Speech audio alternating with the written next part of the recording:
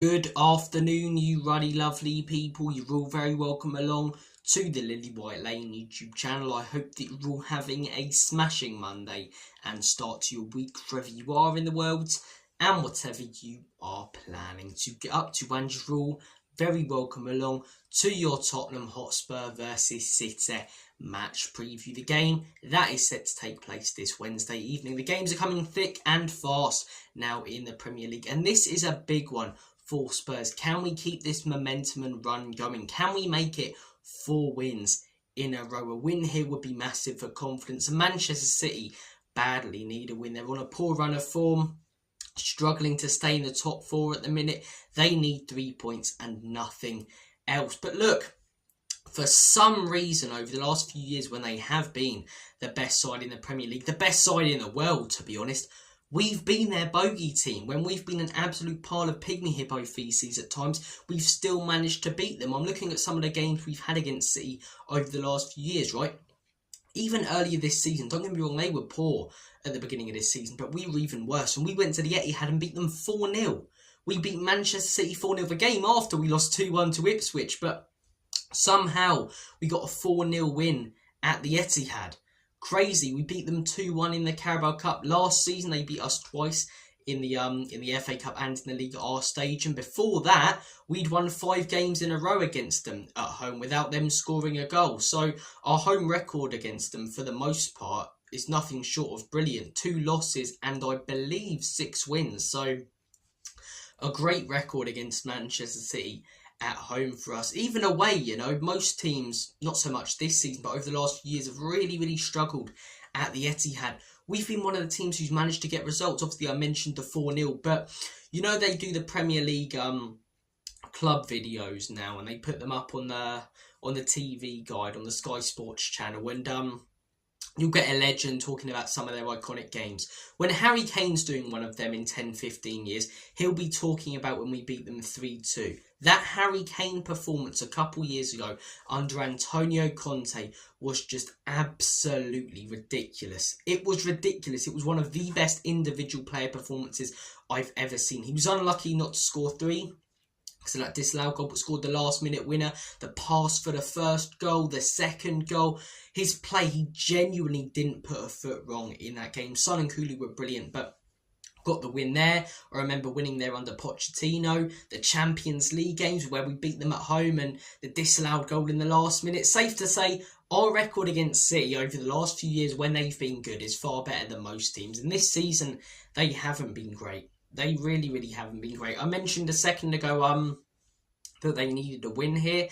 I'm watching them on Sunday, and don't get me wrong, Liverpool make everyone look bad and have done this season, but you're at home.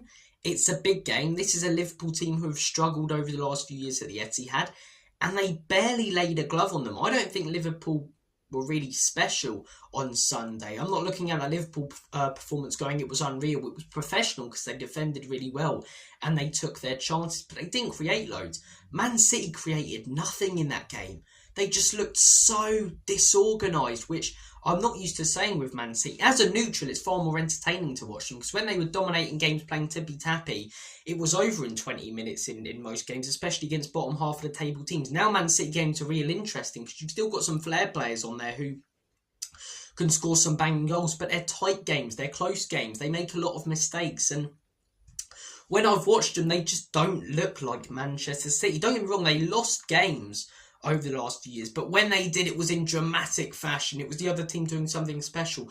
I watched them against Real Madrid last week. Real Madrid went even fantastic. Just scored 3 goals so easily. So easily. I mean, we went there and won 4-0. You know, teams have been taken apart, Manchester City, this season. They had that run of, what was it, 10, 11 games, something like that, where they didn't win. They've gone to grounds like Palace, drop points, which they shouldn't be, you know. They just don't look like the Manchester City of the last few years. I'm looking at their team. Phil Foden. I don't know what's happened with Foden. I really don't. During the Euros, he wasn't anything special. Last season, he was their player of the season. And this season, he's fallen off a cliff. Kevin De Bruyne. I've seen the memes of Mike Tyson walking out against Jake Paul when it comes to his recent performances.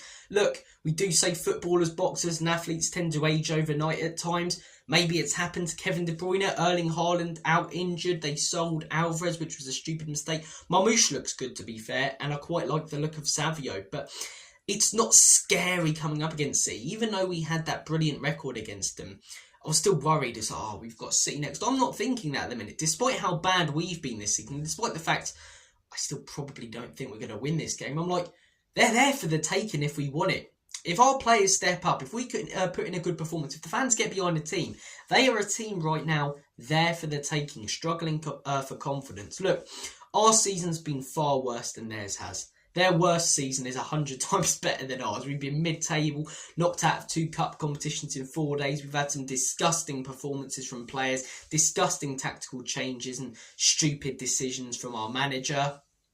But despite all that, we've got 3 wins on the bounce. Obviously, yes, competition, not the best teams that we've played. Ipswich 4-1, but you have to beat what's in front of you. It was a good performance and a good result. The Man United win, yeah, they're horrific, but you have to beat what's in front of you. And the Brentford one really, really impressed me. So if we can take that confidence into this game, if we can put in a solid defensive performance, if the manager doesn't do anything stupid tactically, and our players, most of them at least put in 7 or 8 out of 10 performances, I really think we can get a result here.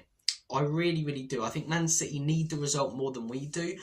But, you know, maybe because that pressure's off in the Premier League, because the players know that Europe's so far away and it's unlikely to be achievable this season. Maybe, you know, whilst it's a hindrance to some teams not competing for anything, and the phrase is used on the beach, with Spurs, maybe it's benefiting us. Maybe it's helping us out a little bit. So, it'll be interesting. It'll be interesting to see. Look, in terms of the lineup, this is what I predict we will see. I think we'll see Vicario in goal. I think we'll see a centre-back partnership of Kevin Danso and Archie Gray. Nothing on Romero Bentancur, nothing on Romero van der Ven being fit for this game. If they are, they'll start, but that's what I predict we will see. Danso and Archie Gray. I think we'll see Jed Spence at right back again over Pedro Porro. If Ange wants to rotate, okay, but for me, Jed Spence deserves to start. He's been on fire recently. He's been fantastic. And if the argument for not starting him is we want to give him a rest, well, we haven't got a game this weekend because of the FA Cup. Rest everyone then. So play your best team available. And for me, Jed Spence has been better than Porro recently. And I think he put in a better performance than Porro in this game. If we started him left back, I expect to see Destiny Udogie after starting. Maybe he could rest him again. Play Porro at right back, Spence at left back to allow Udogie to come back into the team slowly. But we'll wait and see what happens. We will wait and see what happens. Midfield 3. I don't expect to see Maddison, although he changed the game against Ipswich and looked brilliant off the bench. As much as I like him and think he's one of our best players technically, and it doesn't look like he's the biggest fan of James Maddison. So I expect to see a midfield 3 of probably Pape Matar, Lucas Bergvall, Kulusevski. That could be the midfield 3. I think that might be the midfield 3.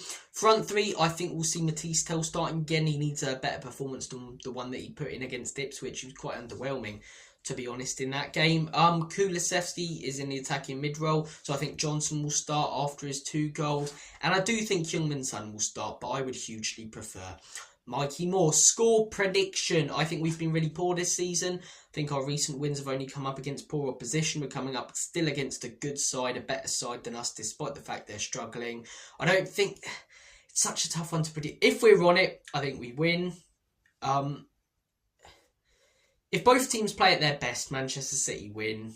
If Man City played like they did against Liverpool and we do in our last few games, despite the fact we haven't really played anything special, I think we win. So I'm going to go for a draw. I'm really sitting on the fence with this one. I'm going to go 2-2. I think both teams look vulnerable at the back, but both teams are still capable of scoring goals. 2-2 draw is what I'm going to go with in this game. Guys, take care of yourselves. Have a smashing rest of your day. And as always, come on you Spurs.